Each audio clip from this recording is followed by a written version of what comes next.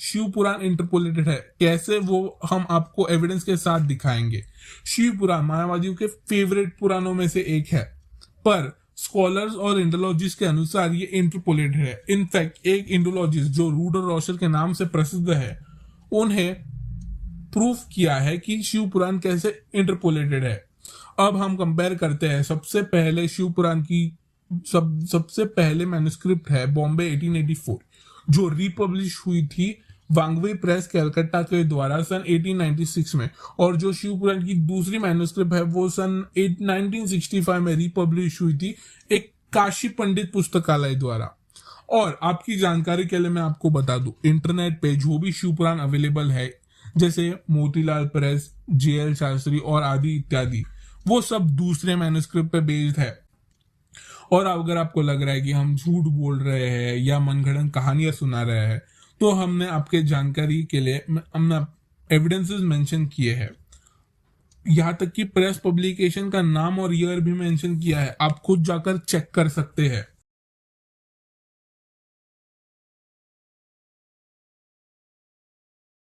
अब हम आपको एक बहुत बड़ी चीज से वाकिफ करवाते हैं कि कैसे शिव पुराण के चैप्टर्स या श्लोक छोड़िए पूरी की पूरी संहिताओं में इंटरपोलेशंस हुए हैं और कितने बड़े पैमाने पर हुए हैं।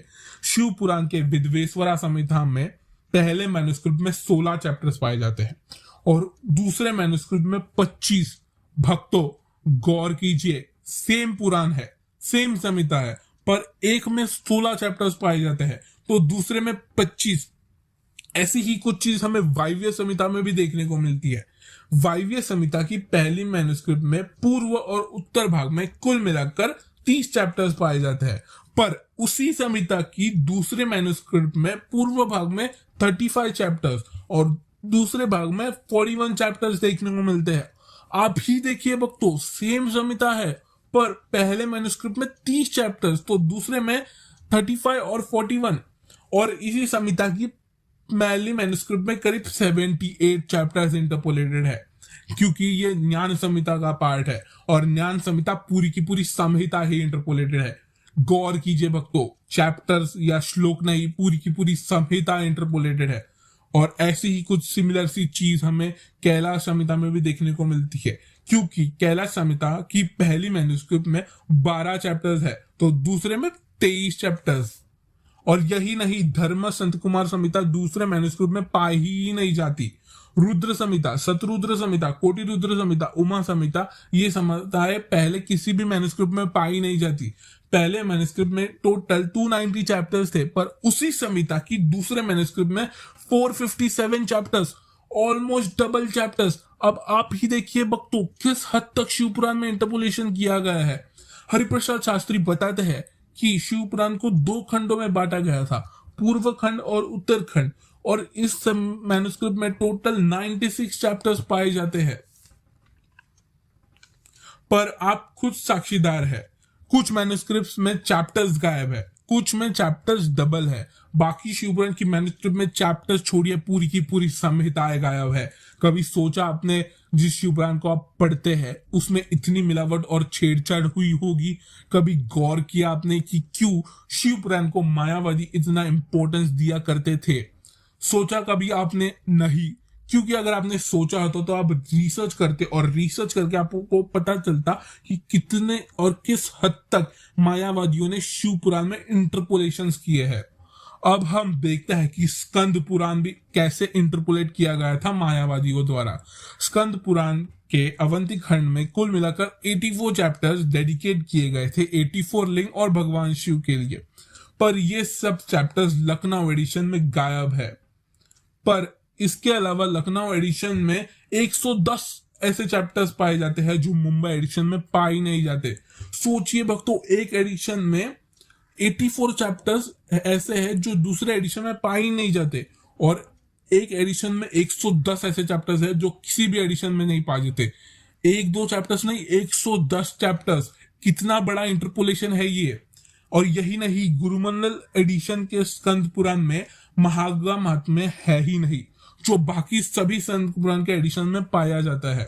अग्नि पुराण और स्कंद पुराण के अनुसार स्कंद पुराण में 84,000 वर्सेस यानी श्लोक होने चाहिए, पर वेंकटेश्वर एडिशन के स्कंद पुराण में 94,343 वर्सेस पाए जाते हैं।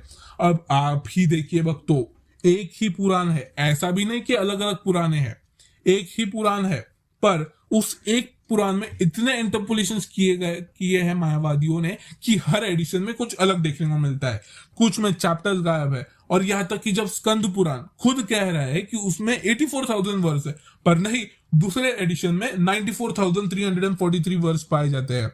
अब आप ही बोलिए, ये मिलावट नहीं तो क्या है? देवी भागवतम भी इंटरपोलेटेड है, हालांकि बहुत लोगों को ये बात पता नहीं होगी। आज हम आपको उस बात से वाकिफ करवाते हैं। सौभाग्य भास्कर एक कमेंट्री यानी तात्पर्य टिप्पणी जो भी बोल लीजिए, जो भास्कर राय ने ललिता सहस्त्रनाम पे लिखी थी, उस कमेंट्री में भास्कर राय ने देवी भागवतम को लगभग 35 बार कोट किया था, यानी उद्धृत किया था। और यही बात प्रूव करती है कि देवी भागवतम इंटरपोलेटेड है। क्यों?